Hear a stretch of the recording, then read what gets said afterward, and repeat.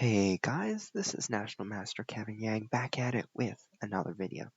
So remember how I told you I was like, I'm going to bring the rook to d1, put some pressure on the center, right? So why did I bring this rook to d1? Well, I had two options here. My goal is to pressure this guy, right? And my only source of pressure right now is on this d5 pawn. I can see that, okay, this knight is going to come to c7. So what do? Well, I have to combine the rook on d1 with some pressure here. I have to combine that with the pawn and the pressure here because it really takes a group effort to do things. And one of these things, like I said in the last video, it's all about working together, right? If your pieces work together, that's great. If they don't work together well, then you're likely doomed. And sometimes that happens. That's okay because we can learn from that. Rook a d1, knight to c7. So this is what we're saying. You know what? I'm going to keep defending as Anthon, and I'm going to keep putting this hidden pressure. So then I play b3. And you'll notice that black can play the move queen e8. And I was like, wow. Okay. I was like, regardless, I gotta do it. I gotta do it. So then queen c8 happens, and I was like, whoa, that's a good move. Because if takes, knight takes d5, and all of a sudden, this guy is protected, right? If I take here, well then, you just take here and my pawn structure looks like a doofus. So I took, and I was like, please do not take with the knight, otherwise I'm going to be very miserable. And our friend Anthon takes with the bishop, and I was like, oh, sigh of relief. This is a mistake by Anthon. I'm sorry to say, Anthon, but this move, I believe, turned the tide a little bit. If you played knight takes d5, well, bishop takes, and then bishop takes. And all of a sudden, this bishop would be very powerful in influencing this diagonal and by protecting this guy, right? So it's all mixed. So bishop takes d5. What happens after bishop takes d5? Why is it a mistake, right? And the answer is b takes c4. What I'm doing is I'm breaking down the pawn structure. But now, black should have played b takes c4. At least keep the structure, right? I mean, I might play knight e4, and might play knight to d6, right? But it just, it still was worthy of holding on to the structure. So in this case, I would say knight takes d5 because it threatens this, but also, if you take and you play bishop back, now this queen has a direct route. So let me show you what I mean. Knight takes d5. If you play bishop h2, c takes b3. Knight takes b3, and bishop to b7. All of a sudden, who's the one with the weakness? Well, oh, bam, bam. I mean, like, yikes. Yikes. I would be freaked out if I was white. Rook c1, bishop to a3. I would freak out. I would be like, no, no, no, no, no, no. So then I really wanted to avoid this, so luckily our friend Anthon said bishop takes d5, and I was like, ooh. B takes c4, bishop takes f3, but after this, knight takes f3, b takes c4, you can see that this pawn chain is no longer existent. There is no more connection on d5. And how does that help me? That helps me because, number one, I can attack this pawn more easily. So rook d4 is a move for starters. Another move or another idea that I exploit in this position is that this bishop is holding on to some critical squares. This square is very important because the pawn defends that square. It would be very interesting if I could put a knight on that square, right? Black has this idea of moving the knight here and attacking the bishop, so what do? Bishop to g5. I address those two things at once. The knight can no longer attack my bishop, and I try to remove this guy so that I can get my knight in, knight in, knight in. Right? So I'm making a lot of arrows, but knight in, knight in, knight in. I'm just maneuvering. This is the slow grind. Bishop takes. That is another game changer. It helps me develop my game much easier. After knight takes g5, g6, knight to e4. And as black, you're thinking, I don't like it. Why? Well, number one, I have this square. Number two, I have this square. Number three, I have ideas of queen to h6. Number four, I bring my rook over this way and then slide my queen to h6. So there are multiple ideas in this position, but I think I do mess up a little bit. King g7, knight f6. So I'm controlling the squares. I'm saying I'm ready to come over if necessary. I'm ready to come here.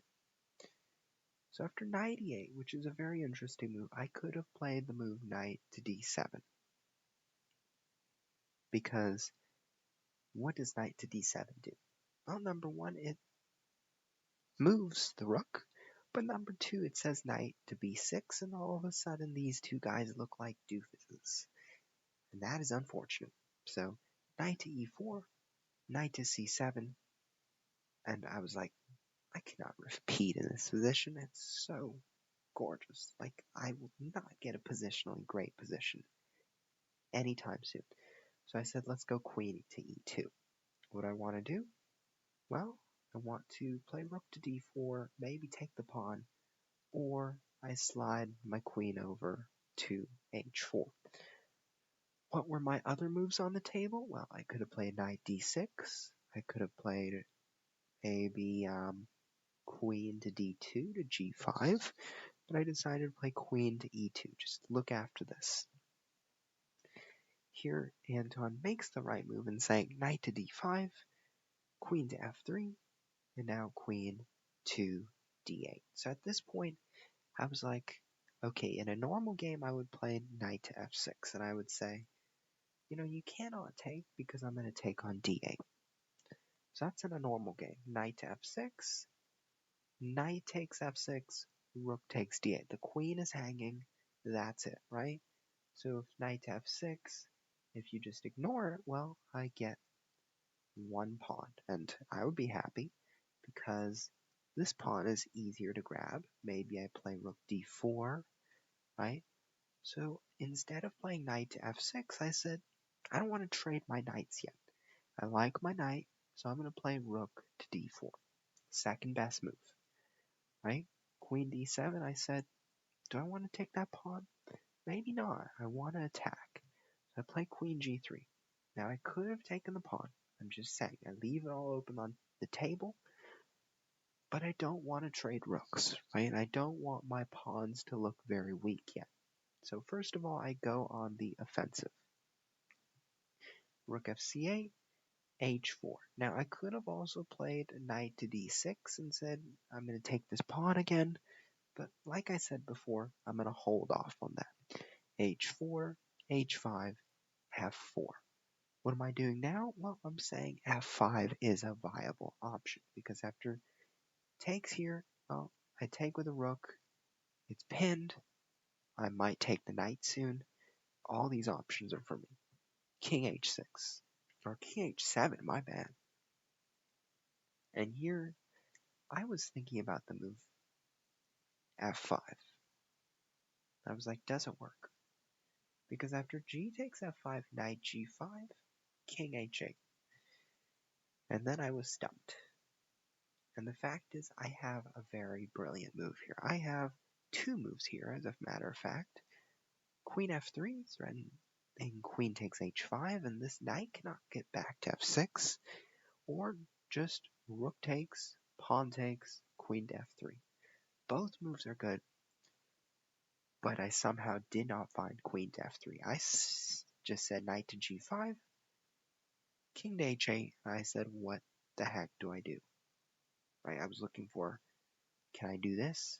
Can I do this? Right, but I analyze this, rook takes f5, and I was like, I kind of feel like black might have something there. So this was what I was looking at. Take, rook takes f5, rook g8, and I mean, I still have queen f3 here. There's rook g7, and then I just wasn't sure, right? Did black have some counterplay? Just wasn't sure. So I said, instead, I was like, let's take it the safe route.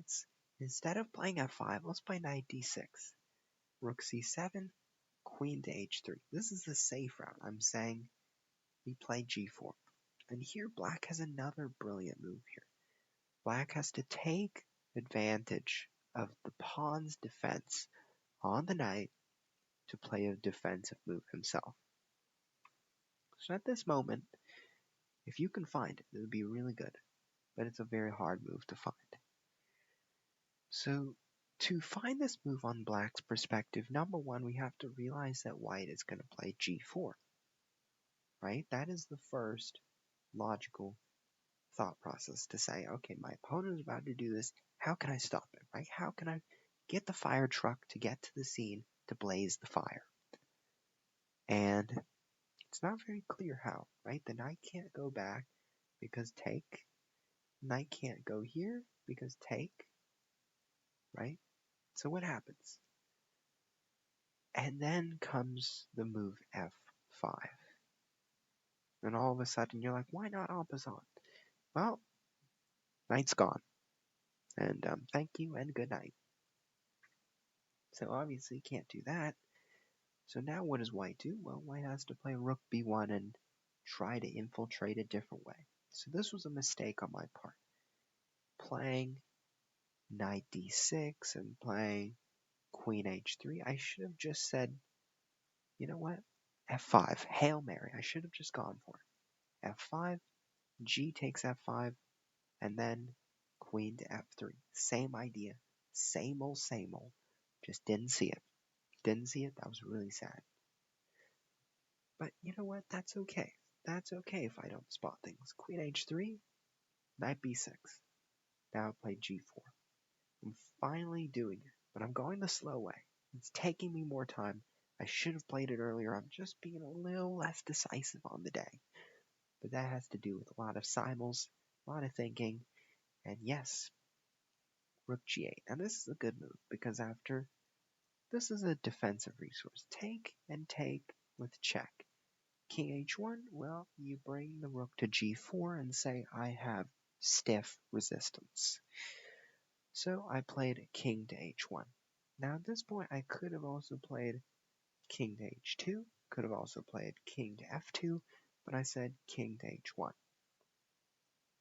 And here, a4 happened, and a4, I was like, you know, Anton kind of felt like he had nothing to do here. He had to just wait and see. But here's a move. Takes, and knight to d5. And all of a sudden, black is threatening knight to e3. And there's potential possibilities of getting the rook over, getting it on h4. So maybe black had some play here. I'm not sure. But in the game, a4 happened. I took f5. I finally broke through. This took a while. Hated it. Rook c5. Very interesting. And here I should have found the brilliant queen to f3, once again targeting h5, but I didn't. Played f6, queen to f8. Now I allow this avenue of counterplay, right? I allow this avenue of counterplay, so I say I'm going to play queen to e3. But here's another mistake. I allowed queen to a8, and that's a very tricky idea to see.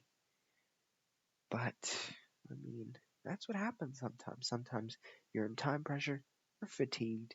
I again have like 2 minutes here, 1 minute here, and I start making bad decisions. I mean, I try to make good decisions in time pressure. Sometimes time gets the best of you. And with that, I will see you in our next video where we wrap up this game of Anton.